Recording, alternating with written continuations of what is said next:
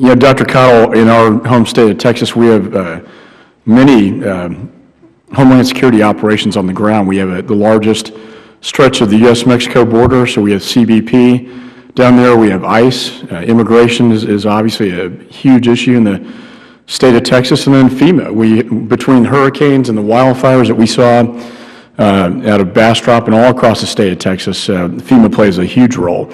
As I mentioned in my opening statement, though, there are about probably 5 to 10 different, documents of strategies out there that doesn't unify the DHS mission. And so my initial question is, how does this lack of a comprehensive strategy impact these operations that I talked about on the ground, and what can we do to fix that strategy so it works? I think overall is coming up really with what is the goal on the border. Certainly, as you've mentioned, we're seeing issues around whether or not it's border security, closing the border, stopping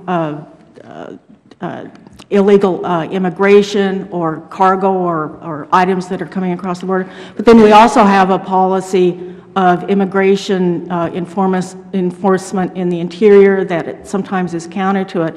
It's, I think, overall looking at what is the overall goal there in terms of the border security and making sure that whether it's ICE or the border security agents there or the technology, as Mr. Snyder talked about, are all ones that are looking to that security aspect. Right now you do have differences of opinion about what the actual goals are there. And certainly the Texas Department of Public Safety has similar concerns when they talk about the border.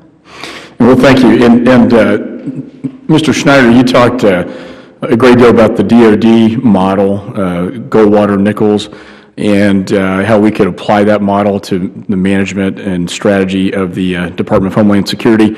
I've been a big advocate for leveraging existing technologies within the DOD to use within DHS. For instance, sensor surveillance equipment that we use in Afghanistan, using that on the southwest border. And we talked to the generals in Afghanistan on a recent CODEL. Mr. Duncan was with me about that very issue. Can you elaborate more on this DOD model that you think would be effective? Yeah, sure. Thank you. Quick background. The Goldwater-Nichols Department of Defense Reorganization Act of 1986 made very sweeping changes to the Department of Defense since it was established in 1947. It reworked the command structure of the United States military. And that's led to the origin of why you have combatant commanders like CENTCOM, PACOM, SOUTHCOM, TRANSCOM, etc. That fundamentally removed the responsibility from the service chiefs from fighting in the war to these combatant commanders that could put together adaptive packages, Army, Navy, Air Force, Special Ops, etc., in those regions responding to those unique threats.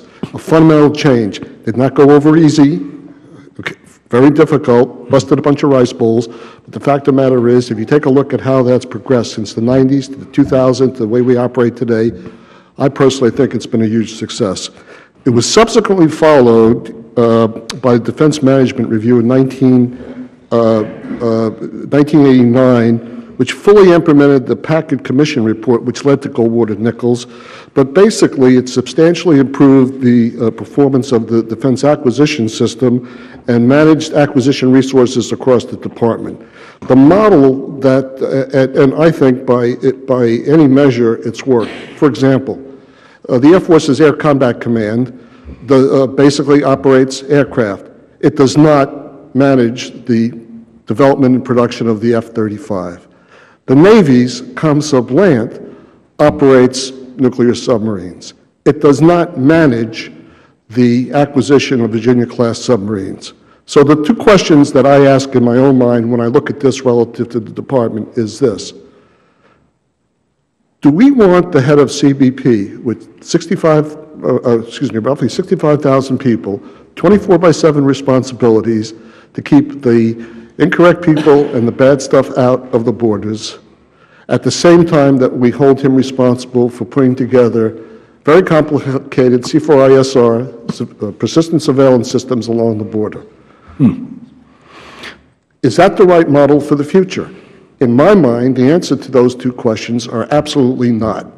And that's why I think it's time to take a hard look at let the operators do what the warfighters do, operate and basically provide good law enforcement, and have those people that are smart put together integrated systems using the maximum amount of technology available and satisfy those user requirements. That's a very interesting concept that I know this committee will be taking a close look at. Have you had any discussions with the department about using this model? When I was in the department, I had the opportunity, and part of my blood is probably laying on this floor somewhere, to have that type of discussion. I was frequently asked by members of the committee that both were in the Homeland Security Committee and very knowledgeable of the Department of Defense, whether or not it's time for Goldwater Nichols. My answer has always been, at some point in time, it's the right thing to do. I thought 4 years ago it was not the right thing to do because it does create a lot of churn.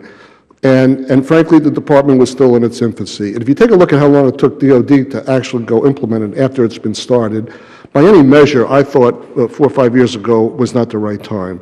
That's why, and so I've always been consistent in saying that and talking about that. I think at this point in time, roughly 3 or 4 years later since I was in the department, it's probably a good time to start thinking about it. Have you had any discussions with the current administration about this? No.